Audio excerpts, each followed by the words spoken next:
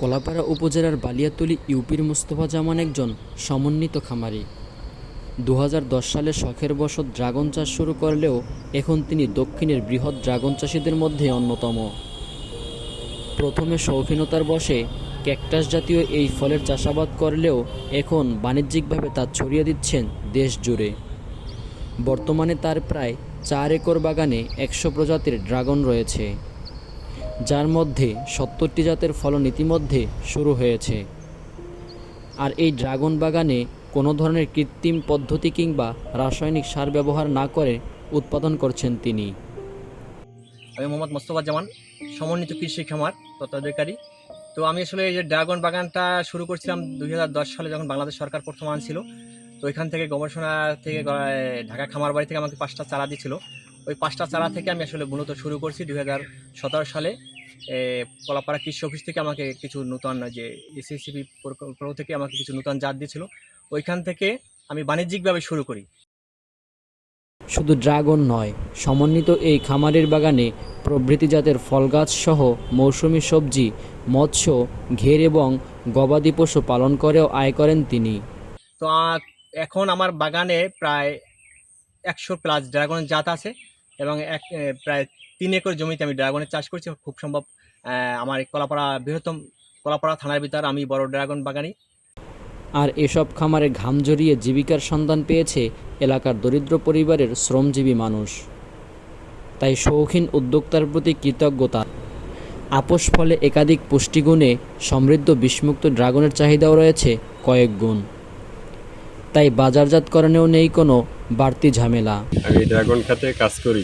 আমরা ৪-৫ জনের মতো লোকে কাজ করি।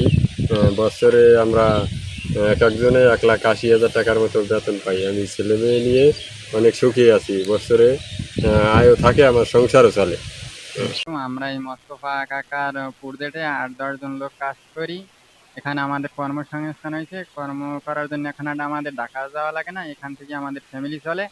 আমাদের এইটা সম্বন্ধে আইডিয়া আছে, আমরা এইটা সম্বন্ধে জানি কি কায়দায় কি পরিচর্যা করতে হইবে, এবার ফসল সংগ্রহণ করতে হইবে। মোস্তফা জামানের এই প্রজেক্ট দেখেন, এই প্রজেক্টই আমরা কাজ করি।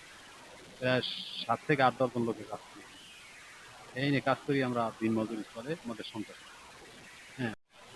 মুসলমানদের এখানে আমরা অনেক লোকই কাজ করি, আমরা বুঝি। অনেক লোক কাজ করে আমরা বুঝি, সেই জন্য অনেক টাকা পয়সা ইনকাম হয়, আমাকে সংসার চলে। বাগানে আসছি ড্রাগন কেনার জন্য। শুনছি এই বাগানে ড্রাগনে কোনো ওষুধ দেয় না, কোনো প্রকার কেমিক্যাল নেই, কেমিক্যাল মুক্ত। এই জন্য এই বাগানে ড্রাগন কেনার জন্য আসছি। বাচ্চাদের জন্য এই বাগানের ড্রাগন খুবই ভালো। ড্রাগন চাষে মোস্তফার এই সফলতা হতে পারে নতুন উদ্যোক্তাদের অনুপ্রেরণা, এমনটাই প্রত্যাশা স্থানীয়দের।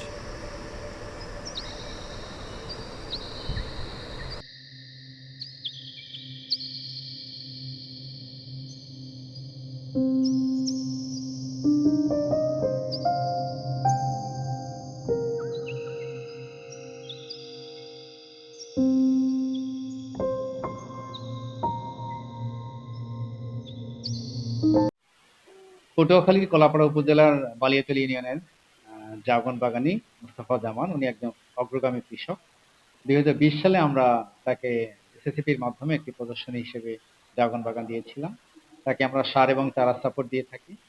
পরবর্তীতে এটা লাভ দেখে উনি এটাকে আরো সম্প্রসারণ করেছেন এবং বর্তমানে তার বাগানে ৫০+ জাত রয়েছে বলে তার দাবি, এবং আমরাও দেখেছি সেখানে অনেক ধরনের জাত রয়েছে। এবং আমাদের পরামর্শে উনি মূলত এখানে কোনো রাসায়নিক সার ইউজ করেন না, কোনো কীটনাশক ইউজ করেন না, হরমোন ইউজ করেন না, যার কারণে ওনার ড্রাগনগুলো খুবই সেফ, এটা আমরা বলতে পারি। আর সে কারণেই আমাদের আশপাশের কৃষকরা তার কাছ থেকে একটু বেশি দামে হলেও কেনে। তো এরকম আরো অনেক ড্রাগন বাগান আমরা অলরেডি কলাপাড়া উপজেলাতে স্থাপন করেছি। তো আমরা চাই যে আমাদের যে ফলটা, ড্রাগনটা এগুলো অনেক স্বাস্থ্যপ্রদ একটা ফল, এটা যেন সেফ হয় সকলের জন্য। সেজন্য আমরা কৃষকদেরকে সবসময় পরামর্শ দিয়ে থাকি। ধন্যবাদ।